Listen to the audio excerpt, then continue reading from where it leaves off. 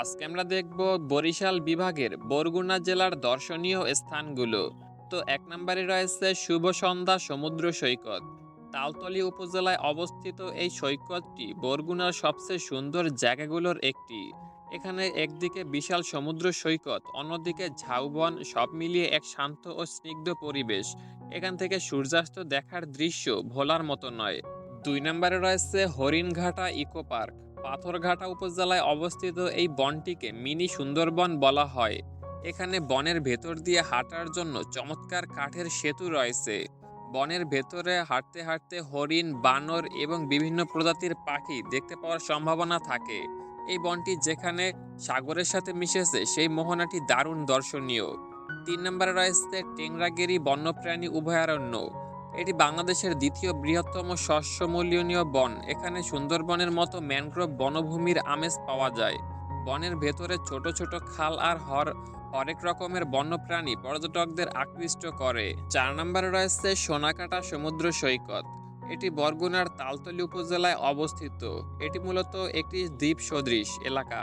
এখানে সমুদ্রের গর্জন আর বনের নিস্তব্ধতা একসাথে উপভোগ করা যায়। ক্যাম্পিং করার জন্য এটি একটি আদর্শ জায়গা।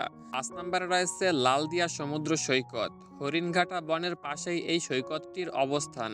এটি খুব একটা জনাকীর্ণ নয় বলে যারা নির্জনতা পছন্দ করেন তাদের জন্য একটি সেরা জায়গা এটি। বনের সবুজ আর সমুদ্রের নীল এখানে মিলেমিশে একাকার হয়ে গেছে। ৬ নম্বরে রয়েছে বিষখালী ও পায়রা নদী মোহনা। বরগুনার নদীগুলোর বিশালতা সাগরের চেয়ে কম নয়, বিশেষ করে যখন পায়রা, বিষখালী আর বলেশ্বরী নদী সাগরে গিয়ে মিশেছে সেই মোহনাগুলোতে ট্রলার নিয়ে ঘুরে বেড়ানো বেশ রোমাঞ্চকর।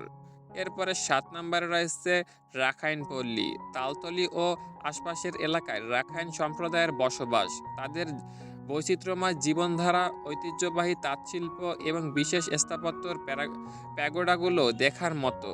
এরপরে সর্বশেষ অর্থাৎ ৮ নম্বরে রয়েছে বরগুনা সুরঞ্জা পার্ক।